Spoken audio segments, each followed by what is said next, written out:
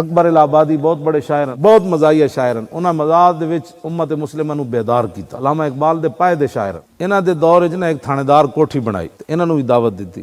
وہ جب سارے بیٹھے نا دسترخوان ہوتے تے کسی نے کہا جناب اس کوٹھی دے بارے کوئی شعر ہو جائے، آپ نے فرمایا تانوں ہضم کوئی نہیں ہونا شعر، بڑی مہربانی تہاڈی، ٹکر کھاؤ، ایویں ٹکر خراب کرنے والی گل ہے، روٹی کھاؤ تے روٹی کھا کے تے نکلو۔ انہیں نہیں جی بڑا مزہ، دیکھو نا جی جناب۔ آپ نے فرمایا پھر سنو، آپ نے ایک کو شعر کیا تے سارا کام پورا کر چھڑیا۔ یہ کوٹھی جو تم کو نظر آ رہی ہے اور اپنی اداؤں پہ عطر آ رہی ہے، یہ پنکھے، یہ قالین، پتہ نہیں کیڑا خون میں شامل ہویا، اے جناب جتنی سنگ مرمر لگ گیا، پھر ادی رگڑائی ہوئی، پھر ادے سیٹ ہوئیاں، پھر ادے صوفے آئے، پھر پتہ نہیں کس مسکین دا خون میں شامل ہویا۔